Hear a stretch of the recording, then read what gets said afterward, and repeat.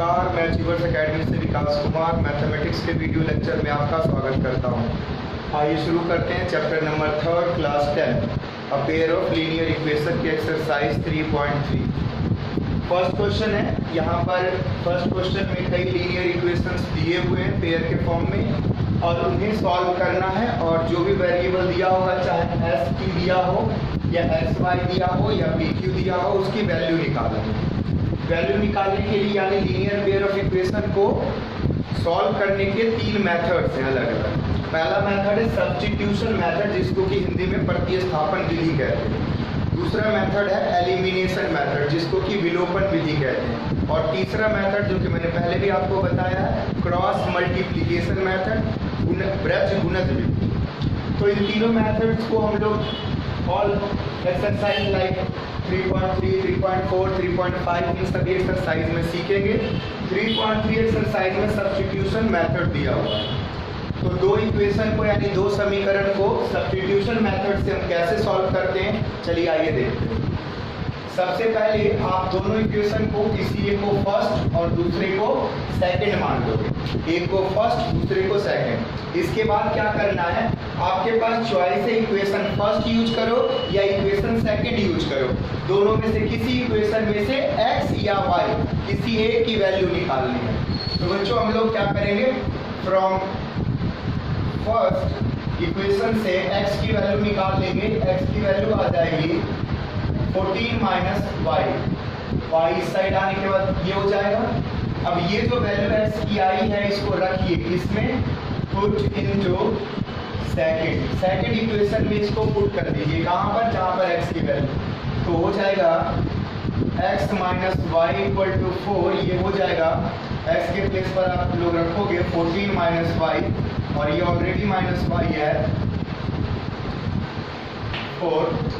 अब देखो minus Y और माइनस वाई कितना हो जाएगा, माइनस 2y इक्वल टू 4। ये 14 को इस साइड लेकर के आइए यानी ट्रांसपोर्ट कीजिए RHS में। तो माइनस 2y 4 माइनस 14।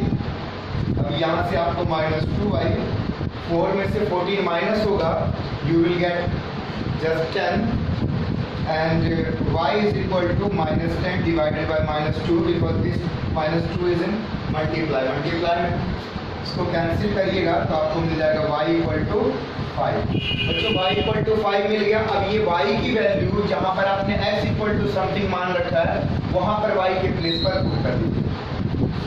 आप जानते हैं x equal to ऊपर आपने लिख रखा है 14 माइनस वाई और y की वैल्यू आपको आ गई है 5।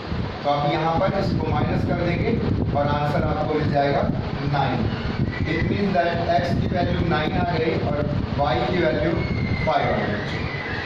तो ये सब्स्टिट्यूशन मेथड है। क्या, किसी एक इक्वेशन में से x या y की वैल्यू निकाल लेंगे और दूसरे में रख देंगे। तो उसको सॉल्व करेंगे तो किसी की वैल्यू आ जाएगी यानी x y की वैल्यू आ जाएगी, और जो आएगी वो दूसरे यहाँ पर पुट करोगे तो दूसरी की वैल्यू आएगी। जनरली जो है फर्स्ट इक्वेशन को हम लोग फर्स्ट इक्वेशन में से x की वैल्यू निकाल लेते हैं। कई बार सिचुएशन ऐसा भी हो सकता है जहाँ पर हम y की वैल्यू निकालें।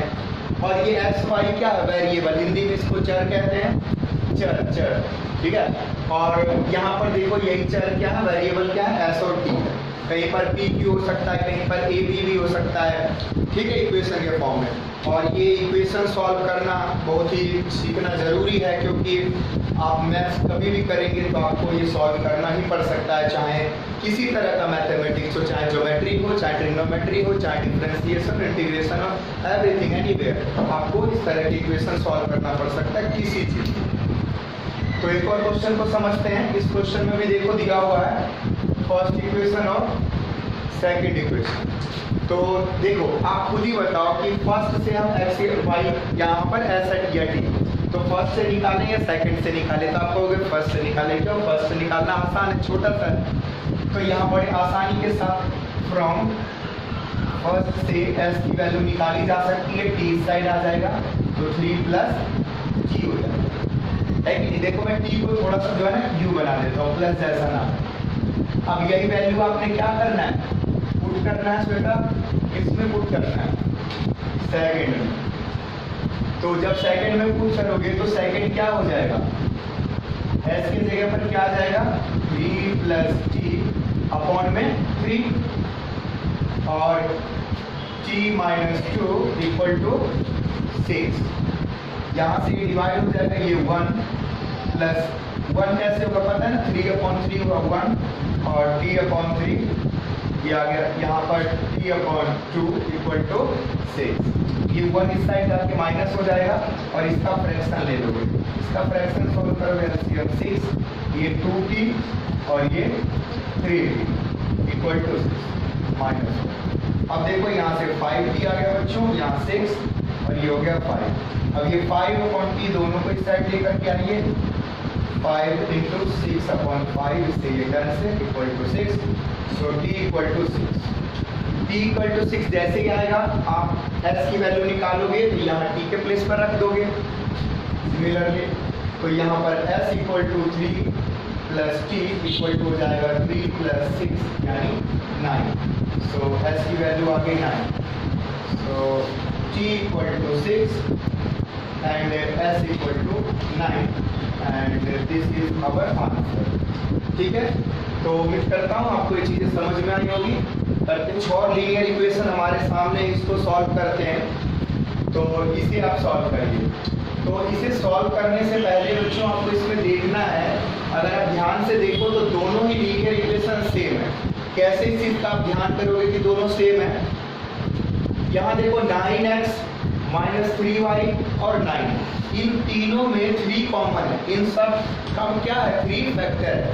तो 3 इसमें से जैसे आप कॉमन निकालोगे सेकंड में से, तो ये भी क्या बन जाएगा 3x, ये माइनस y और ये 9, तो दोनों इक्वेशन सेम नहीं हो गया। इसका मतलब अगर आप इसको यूं लिखे बच्चों, इसके कोएफिशिएंट को 3/9 माइनस 1/-3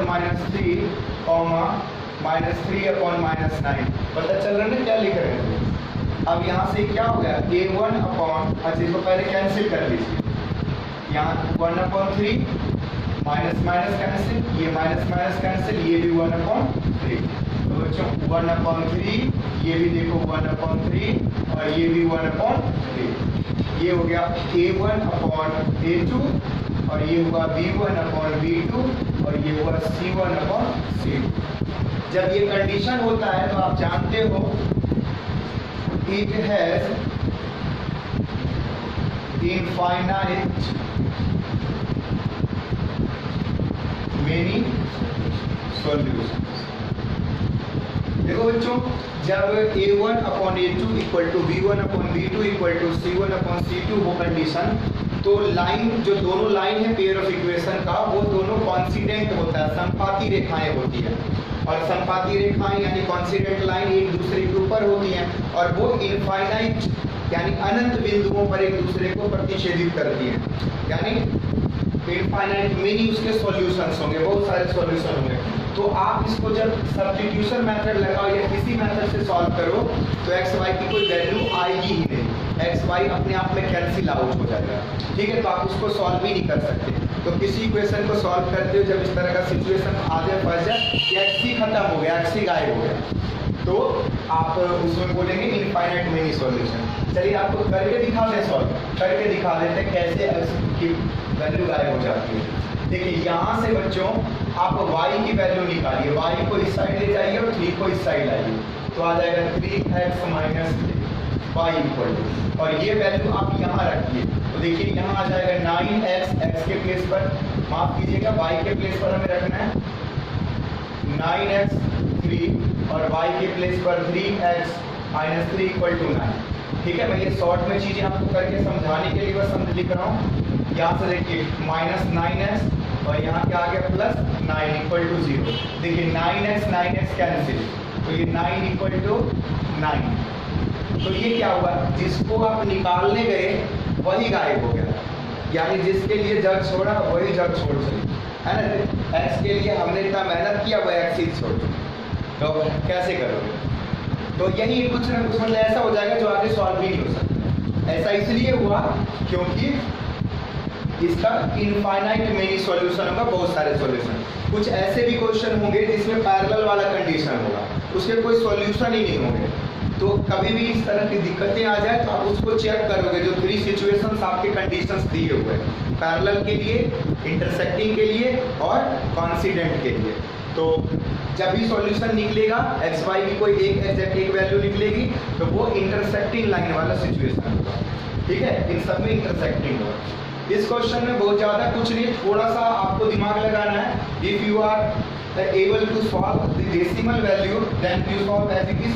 अगर सॉल्व कर सकते हो डेसिमल तो सॉल्व कर दो, नहीं तो आप एक काम करो, इसको क्या लिख लो 2x/10। मतलब आपको ये पता होगा कि अगर 1 डिजिट पहले डेसिमल लगा है तो हम नीचे 10 लिख सकते हैं। इसके बाद प्लस 3y/10 इक्वल टू 13/10। सब में देखो तो सब में 1 डिजिट पहले डेसिमल लगा हुआ है, 1 डिजिट पहले दशमलव है, तो अब ये सबके नीचे 10 अपने आप में कैंसिल हो जाता है कॉमन आकर के। ठीक है, कैसे होता है वो आपको करके दिखा देता हूँ। सब में से देखो 10 कॉमन ले लो तो 1/10, तो यहाँ क्या बचेगा 2x, और यहाँ भी 1/10 बाहर निकालो तो यहाँ बचेगा 3y, और यहाँ भी आप 1/10 निकाल लो तो क्या बचेगा इधर मल्टीप्लाई में 13। ब्रैकेट का मतलब ही मल्टीप्लाई होता है। अब ये 1/10 कैंसिल, तो यहाँ क्या बचेगा 2x 3y इक्वल टू 13। तो ये आपका फर्स्ट इक्वेशन हुआ।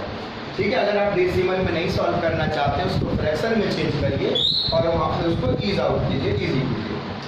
सिमिलरली इसी तरह से आप इसको अगर करोगे तो ये फाइनली देखो बच्चों आपको आ जाएगा 4x plus 5y equal to 23।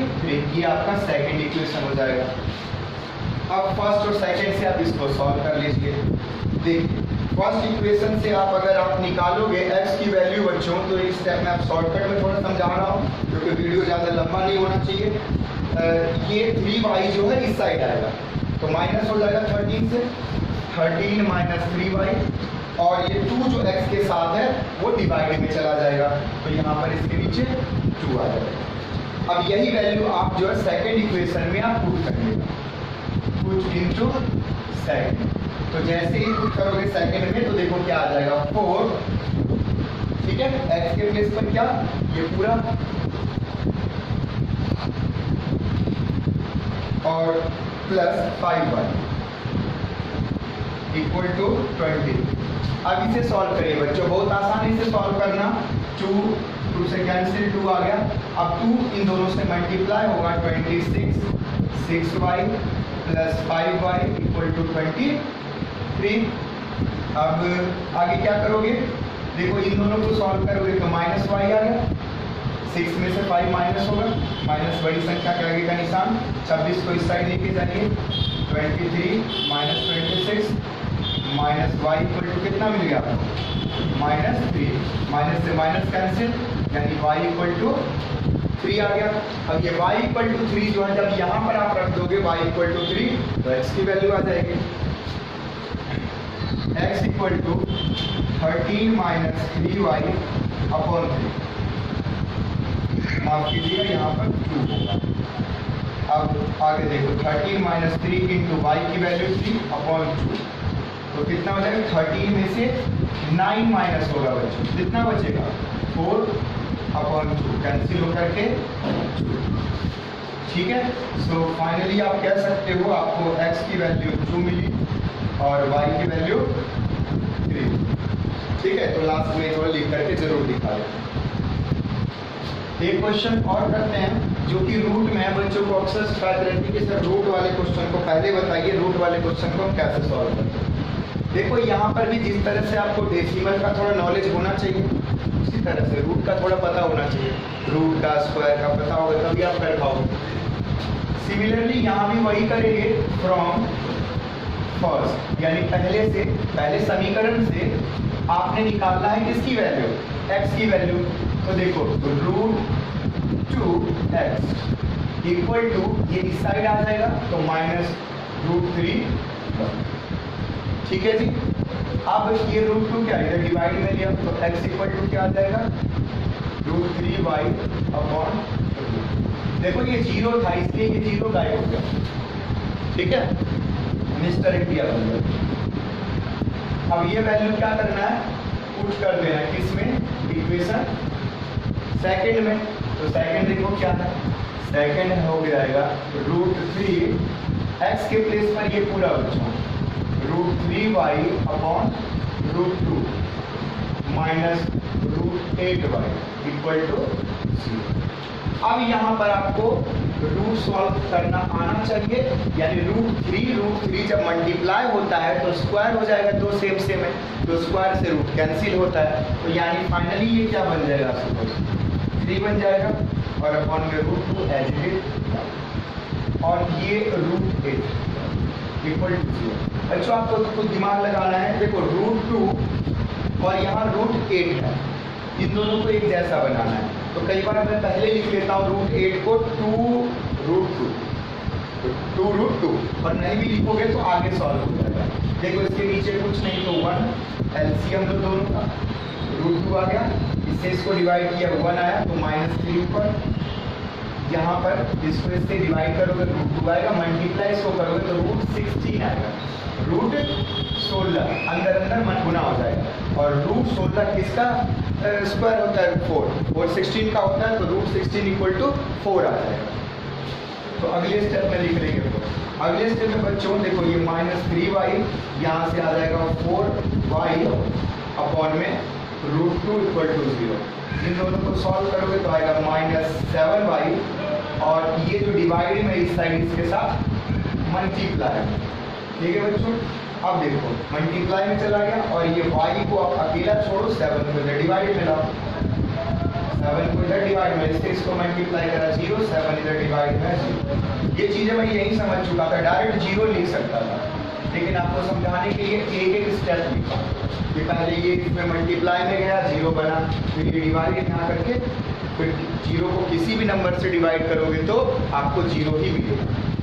y की वैल्यू आ चुकी है, अब ये y की वैल्यू मेथड तो याद हो चुका होगा, हमें यहाँ रखना है तो x की वैल्यू आ जाएगी, तो चलिए रखें। तो यहाँ पर है x इक्वल टू -3y, यहाँ 0 रख लो y की वैल्यू, ठीक है। तो यहाँ से देखो 0 से फिर मल्टीप्लाई हुआ तो 0 और √2 यहाँ भी 0। तो माय डियर स्टूडेंट x की वैल्यू भी 0 और y की वैल्यू भी 0 आ गए और ये आपका आंसर हुआ। तो अब आपको सब्स्टिट्यूशन मेथड समझ में आया होगा। दोनों इक्वेशन में से किसी एक इक्वेशन को चुनेंगे, अक्सर हम फर्स्ट इक्वेशन को चुन लेते हैं, उसमें से x या y की वैल्यू निकालनी होती है, हम हमेशा x की वैल्यू निकाल लेते हैं, आप किसी और की वैल्यू निकाल सकते हैं।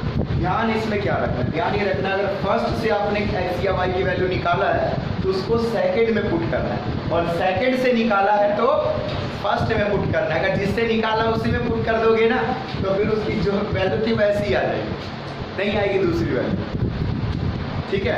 चलो आगे, तो बच्चों नेक्स्ट क्वेश्चन देखते हैं। फर्स्ट क्वेश्चन का है 6th पार्ट, इसमें 3/2x - 5/3y equal to -2 and second equation है x/3 plus y/2 equal to 13/6। अब देखो यहाँ पर बच्चे थोड़ा सा घबरा जाते हैं कि फ्रैक्शन को कैसे सॉल्व करें। देखो भाई, अगर हर चीज़ का होता है, रूट पता है तभी सॉल्व करोगे, फ्रैक्शन पता है तभी सॉल्व करोगे, इंटीजर पता है तभी सॉल्व करोगे, डेसिमल पता है तभी सॉल्व करोगे। तो इसीलिए तो 6th 7th में ये सब चीज़ें सीखते हैं, 6th 7th 8th में ये क्यों सीखते हैं, क्योंकि आगे उसका यूज़ था। अगर आपने नहीं सीखा है तो हमारे वीडियो को देख करके सीखिए और कोचिंग को ज्वाइन करके सीखिए, है ना। सिखाते हैं ना, सिखाते हैं। तो यहाँ से बच्चों वेरी सिंपल, आपने x और y की वैल्यू निकालनी है। देखो थोड़ा सा बस जो है ध्यान से करोगे हो जाएगा। क्या करना है, लिखो देखो 3x/2 इक्वल -2, y वाले टर्म को RHS में लेके आ रहा हूँ तो हो जाएगा +5/1, ठीक है। तो ये हो गया।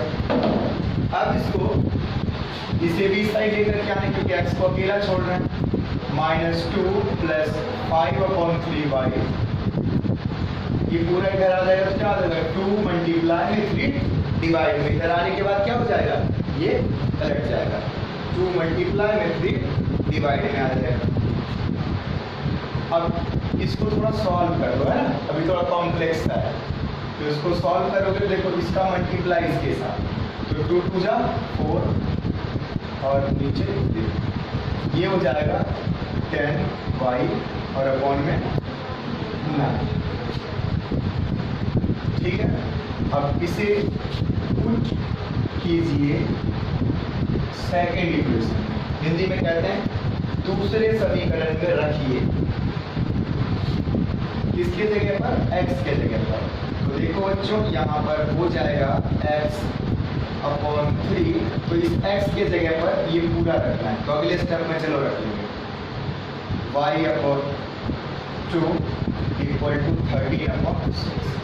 अब ये पूरा का पूरा देखो, अब है कॉम्प्लेक्स, ये पूरा का पूरा फ्रैक्शन यहाँ रखना है और इसकी अपॉन में 3 आएगा। ये बात समझ पा रहे हो आप लोग? देखो ये जो वैल्यू है ये पूरा x की वैल्यू है, तो x के जगह पर इसको रखा हमने और 3 तो इसके नीचे है ना, x के नीचे, तो इस पूरे के नीचे 3 आएगा। ठीक है, y अपॉन 2 13 अपॉन 6। अब यहाँ पर कैसे सॉल्व करना इसको समझिएगा। ये क्या है? डिनोमिनेटर है, ये डिनोमिनेटर है ना अंश, वैसे यहाँ पर भी अंश है।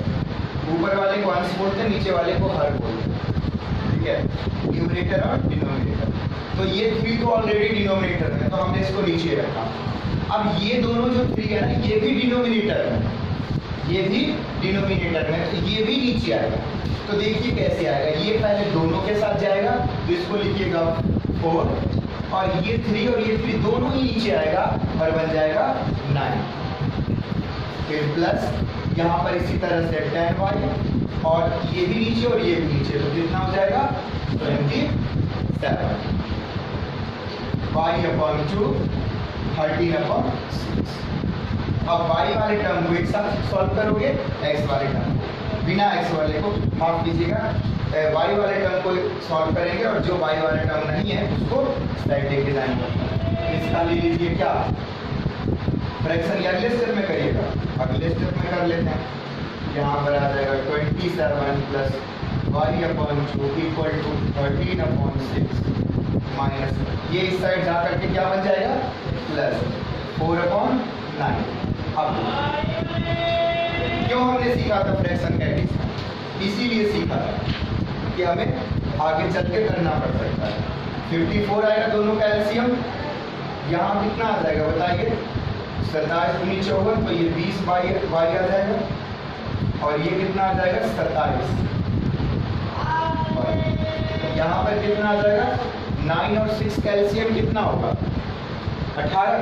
एक बार करके देख लेते हैं, 3 से 3 3 जा और 3 2 जा, बस 6 दिया 18। यहाँ से कितना आ जाएगा 3 आएगा ना जी, 6 18 3 और उससे गुना हो जाएगा 39 और ये 2 और ये 5।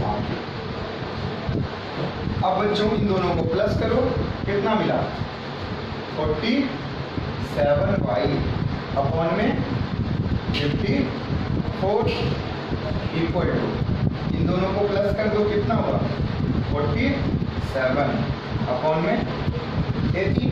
y की वैल्यू निकालनी है, y को अकेला छोड़िए, बाकी को इधर लेके आइए। जो डिवाइड में वो मल्टीप्लाई में, जो मल्टीप्लाई में डिवाइड में बदल जाएगा। कितना प्यार से दोनों कैंसिल हो गया, 18 दिया 14, y इक्वल टू कितना आया ना। तो बस वो चीजें हमें पता होना चाहिए कि किसको क्या कर सकते हैं और कैसे करेंगे, तो आप स्मूथली चीजें आ जाएंगी। अब आपको पता है x की वैल्यू यहाँ से निकालना है ना, इसमें y की वैल्यू रख दोगे, तो x equal to -4/3 plus 10y यानी 3/9 -4/3, ये कितना हो जाएगा 3 से 3 कैंसिल, तो आ जाएगा 10/3, दोनों का एलसीएम सेम है तो 3/1 इससे कैंसिल होकर के 6 कैंसिल करोगे तो आ गया x इक्वल टू 2 और y इक्वल टू, आंसर भी आप लोग चेक करते रहिएगा। तो इस तरह से बच्चों देखो, जो थोड़े कॉम्प्लेक्स क्वेश्चन होंगे उसमें थोड़ा सा आपको फ्रैक्शन वगैरह का नॉलेज होना ही चाहिए, ठीक है, तभी आप उस चीज़ को कर सकते। एक बहुत ही आसान क्वेश्चन है बच्चों, बिल्कुल लॉलीपॉप है, तो देखो इसको सॉल्व करते हैं। सबसे पहले आप इन दोनों इक्वेशन को सॉल्व करके x की वैल्यू निकालोगे और y की भी निकालोगे, और वो दोनों वैल्यू यहाँ x और y के प्लेस पर पुट कर दोगे तो m की वैल्यू है। कुछ खास नहीं है, ठीक। चलिए, तो यहाँ पर भी फ्रॉम फर्स्ट पहले से करते हैं। क्या हो जाएगा 2x = 11 माइनस 3। देखो बच्चा कह रहे कैसे आ गया सर, अरे कुछ नहीं, 3y को इधर लेकर के गए।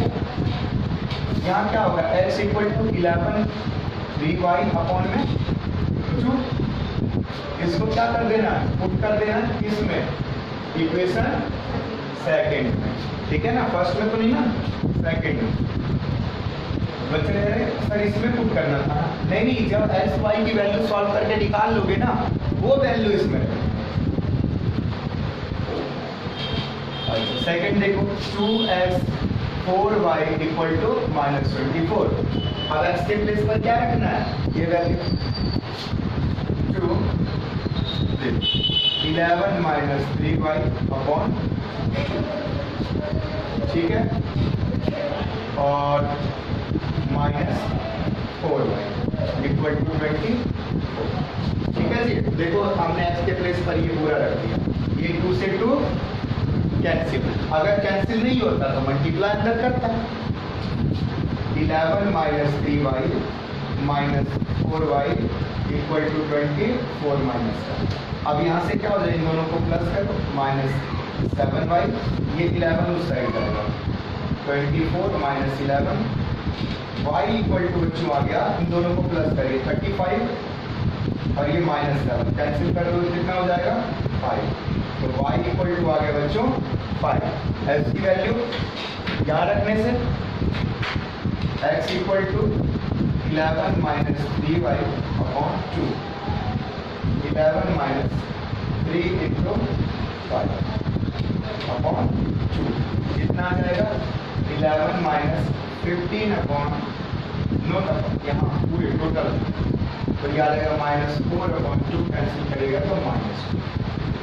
सो x = बच्चों मिल गया आपको -2। अब क्या करना है, अब करना है पुटिंग वैल्यू ऑफ x या value of x and y into y = mx + 3। x y की दोनों की वैल्यू, तो y की वैल्यू कितनी है 5, x की वैल्यू कितनी है -2 + 3। ये मल्टीप्लाई क्यों लगाया, क्योंकि mx क्या है आपस में मल्टीप्लाई। यहाँ से बच्चों ये 5, ये 3 साइड ले आएंगे तो -3 इधर आ गया, इसको करिएगा तो -2 है। अब इसे भी सॉल्व करिएगा तो कितना आएगा 2, और इधर -2 है।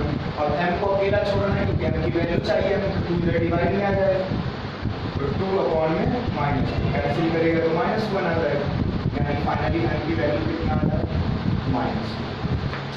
तो कुछ खास नहीं था, यहाँ भी x y की वैल्यू निकाल ली थी, उसके बाद जो है इसमें पुट कर देना था, वो सॉल्व हो गया। ठीक है, तो आई होप आपको इन सभी इक्वेशन जो हमने सब्स्टिट्यूशन मेथड प्रतिस्थापन विधि से किया वो समझ में आया होगा। ठीक है, इस क्वेश्चंस को रिपीट करिए, 2 बार 3 बार करिए, प्रैक्टिस करिए, और भी हमारे बुक में जितने भी इक्वेशन है, चाहे वो आगे के एक्सरसाइज के हों या पहले के हों, उनको भी सब्स्टिट्यूशन मेथड से सॉल्व करने की प्रैक्टिस कीजिए। प्रॉब्लम को हम लोग सॉल्व करने जा रहे हैं। अगर आपने हमारे चैनल को अभी तक सब्सक्राइब नहीं किया है तो प्लीज़ सब्सक्राइब कर दें। थर्ड क्वेश्चन के फर्स्ट पार्ट में क्वेश्चन ये कह रहा है कि 2 नंबर यानी 2 संख्याएं, एक नंबर दूसरे नंबर से 3 गुना ज़्यादा है, एक नंबर दूसरे नंबर से 3 टाइम्स ज़्यादा है, यानी 3 टाइम्स है। देखो 3 टाइम्स ज़्यादा है और 3 टाइम्स है, दोनों में फ़र्क है। ठीक है, तो क्वेश्चन सिर्फ इतना कह रहा है 3 टाइम्स है, a number which is equal to the other number, no 3 times equal, यानी एक नंबर अगर x है तो दूसरा क्या हो जाएगा 3x हो जाएगा। ठीक है, एक नंबर y है तो दूसरा 3y हो जाएगा।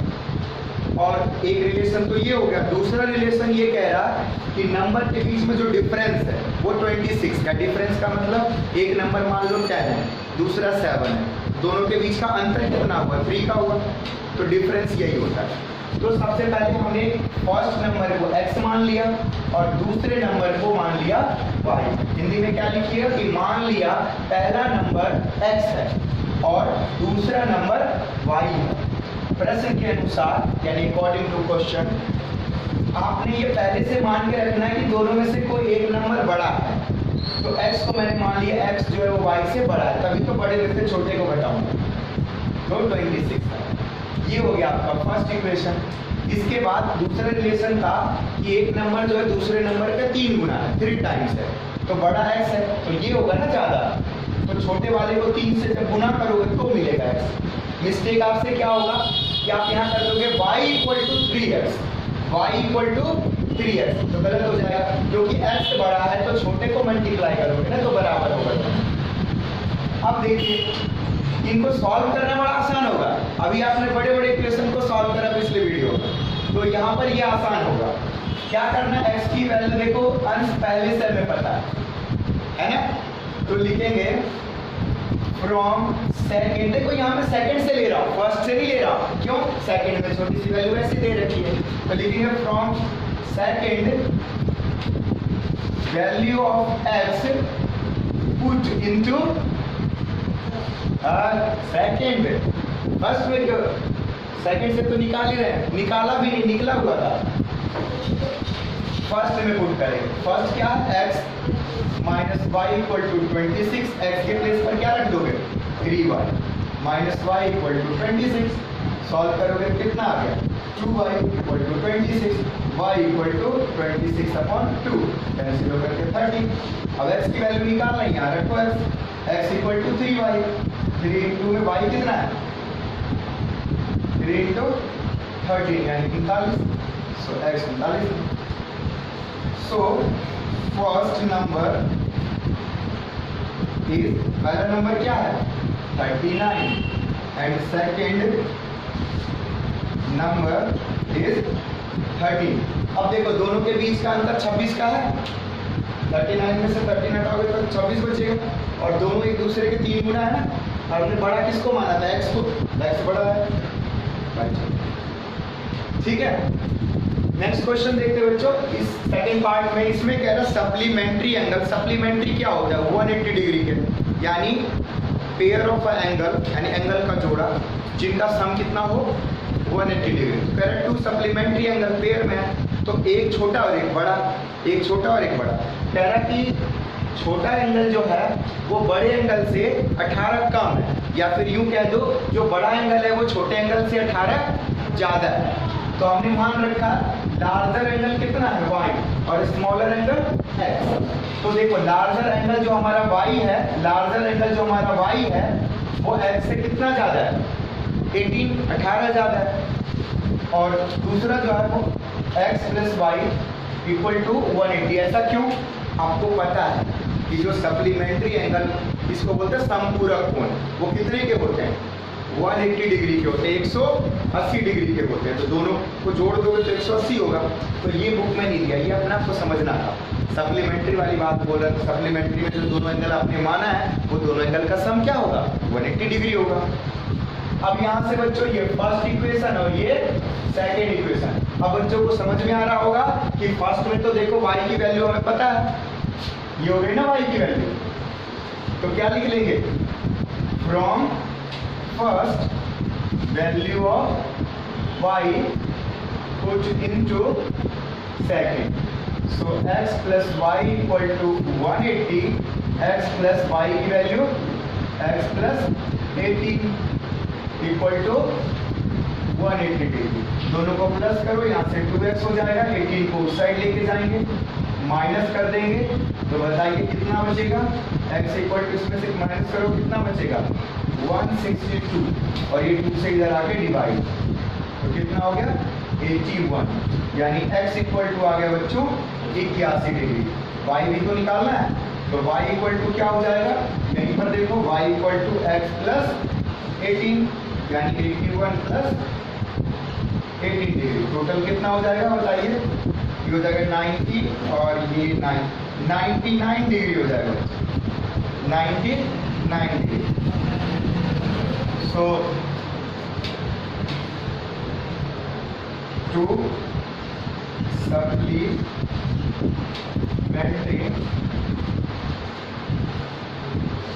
angles are 81 degree and 99 degree. Answer दोनों को मिलाओगे तो देखो 180 हो जाएगा, ठीक है ना। तो इसे नोट डाउन करो। बात क्वेश्चन नंबर थर्ड का जो बाकी के पार्ट्स हैं, थर्ड, फोर्थ, फिफ्थ और ये सिक्स्थ, इन सब का मैंने आपको इक्वेशन पहले से बना लिया है ताकि छोटे से यानी कम से समय में ये चीज़ों को आपको समझा सके।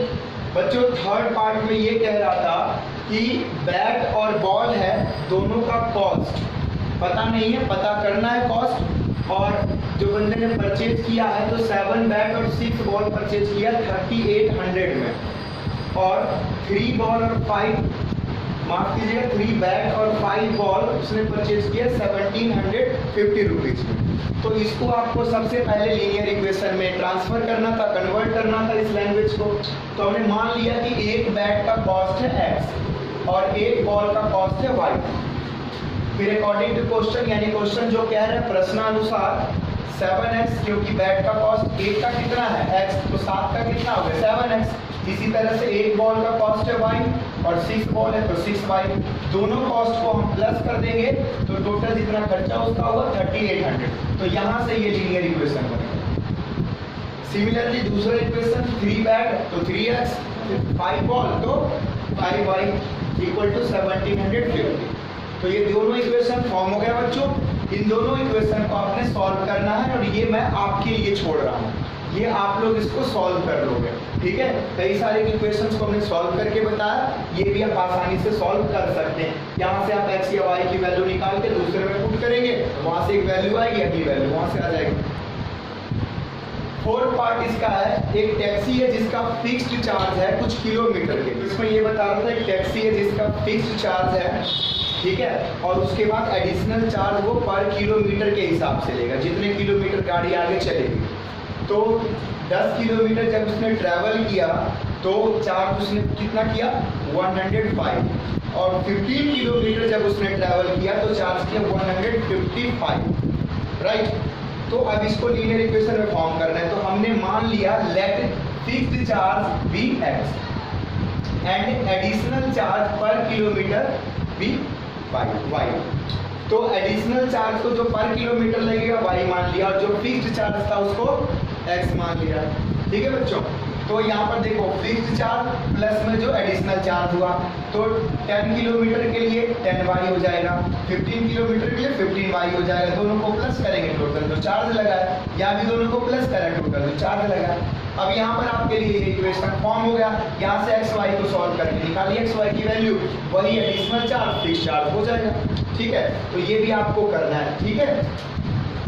फिफ्थ नंबर क्वेश्चन में देखो, थर्ड का फिफ्थ पार्ट, इसमें बच्चों फ्रैक्शन आपने निकालना है और रिलेशन जो है फ्रैक्शन का ही दिया हुआ। बोला कि एक फ्रैक्शन है, उस फ्रैक्शन के अगर आप न्यूमरेटर में एंड डिनोमिनेटर में बोथ दोनों में 2 अगर आप ऐड करते हो तो वो फ्रैक्शन हो जाएगा 9/11, और उसी फ्रैक्शन में आप न्यूमरेटर डिनोमिनेटर में 3 ऐड करते हो तो वो हो जाएगा 5/6।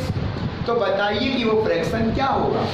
तो हमने सबसे पहले उसी फ्रैक्शन को x/y लेट कर लिया, मान लिया। हिंदी में लिखेंगे मान लिया कि यह भिन्न x/y होगा।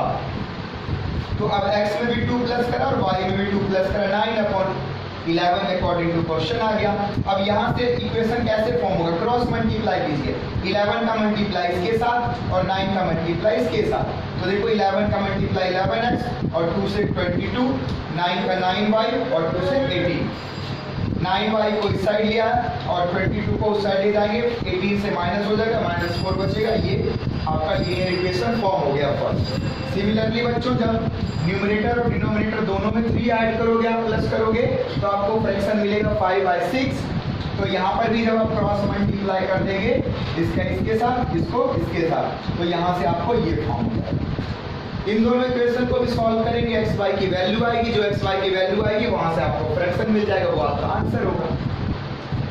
लास्ट पार्ट इसका देखते हैं। इसमें क्या है कि जैकोब अपने पुत्र से 3 गुना ज्यादा है 5 साल बाद, यानी अभी जो उसका प्रेजेंट एज है बच्चों, यहाँ पर एक काम करना, द एज जो लिखा हुआ है ना यहाँ पर लिख लेना लेट प्रेजेंट एज, यानी जो उसका प्रेजेंट एज है and present age of his son, यहाँ पर भी प्रेजेंट एज, तो यहाँ पर प्रेजेंट कर लीजिएगा। तो दोनों का प्रेजेंट एज हमने एक्स वाई मान रखा है। रिलेशन क्वेश्चन में ये कह रहा कि 5 साल बाद, 5 ईयर हैंस, 5 साल बाद जो उस दोनों का उम्र होगा, तो जैकोब अपने बेटे के उम्र से 3 गुना ज्यादा होगा। तो बेटे का उम्र क्या होगा, y + 5, क्योंकि हमने y मान रखा है प्रेजेंट में, तो 5 साल बाद वो 5 साल बढ़ जाएगा उसका एज, और जैकोब का x + 5। यहाँ पर आप ये गलती मत कीजिएगा कि यहाँ पर 3 से मल्टीप्लाई कर दीजिएगा। देखिए जैकोब ये है, तो जैकोब बड़ा है, उसका बाप है, वह पिताश्री है, तो ज्यादा उम्र के होंगे, दोनों एज को हम इक्वल रख रहे हैं, तो कम किसका होगा, बेटे का, तो मल्टीप्लाई बेटे की उम्र में करोगे तभी तो बराबर होगा। ठीक है, मैं तुमसे छोटा हूँ या मैं तुमसे बड़ा हूँ, तो हम दोनों की उम्र को बराबर रखोगे, तुम्हारे एज में प्लस या मल्टीप्लाई करेंगे ना। ठीक है, और यही एक आगे रिलेशन बता रहे हैं 5 इयर्स एगो, यानी 5 साल पहले जो था 7 गुना ज्यादा उसके पिताजी थे, फादर, 5 टाइम्स ज्यादा। तो x - 5, क्योंकि अभी x तो 5 साल पहले माइनस हो गया, और 7 × y - 5। तो इन दोनों को जब आप सॉल्व करोगे तो फाइनली आपको जो है ये इक्वेशन फर्स्ट और ये इक्वेशन सेकंड मिल जाएगा बच्चों। इस इक्वेशन को मैं चलो आपको सॉल्व करके बता देता हूँ। यहाँ से आप x की वैल्यू निकालोगे बच्चों, फ्रॉम फर्स्ट में से जब निकालोगे तो x = आ जाएगा 10 + 3y, और यही वैल्यू आप क्या करिएगा, पुट कर दीजिएगा किसमें, सेकंड में। तो देखो x - 7y = -30, x के प्लेस पर रखो 10 + 3y - 7y = 30। यहाँ से आप सॉल्व करोगे बच्चों तो इसमें से ये माइनस होकर 4y आ जाएगा, और ये 10 इस साइड आने के बाद फिर माइनस होगा, फिर इधर से 40 आ जाएगा। यहाँ से y = आपको मिल जाएगा बच्चों कितना, 10 मिल जाएगा। ठीक है, 4 से ये कैंसिल हो गया, माइनस कैंसिल। सिमिलरली बच्चों ये y की वैल्यू आप यहाँ पर पुट करिएगा, कहाँ पुट करिएगा, यहाँ पर x = 10 + 3y, y के लिए वैल्यू 10, तो आपको यहाँ से मिल जाएगा टोटल 40, x की वैल्यू 40। देखो 30 यहाँ से हो गया, 10 40, तो फाइनली आप कह दोगे जैकोब का एज क्या हुआ, Jacob's present age is 40 years. ठीक है, and his son's present age is 10। ठीक है बच्चों, देखो सॉल्व करना कोई ज्यादा था नहीं ना, सिंपल है। आपने पीछे के वीडियोस में आपने इतने इक्वेशन को सॉल्व किया है, तो आपको तो ये समझ में आ ही चुका है, इसीलिए मैंने ये छोड़ दिया है आपके लिए। आप सॉल्व करना इसको, अगर ये 3 और 2 पीछे का था, अच्छा पीछे के तो हमने सॉल्व कर ही दिया, बस यही 3 तो आपको सॉल्व करना। अगर ये आप नहीं कर पाइएगा सॉल्व तो हमें मुझे मैसेज कीजिए, कमेंट कीजिए, हम सॉल्व करके आपको दोबारा अपलोड कर देंगे। ठीक है, तो वीडियो देखने के लिए बहुत बहुत धन्यवाद, और इस वीडियो को लाइक करें, शेयर करें और हमारे चैनल को सब्सक्राइब करें। ठीक है।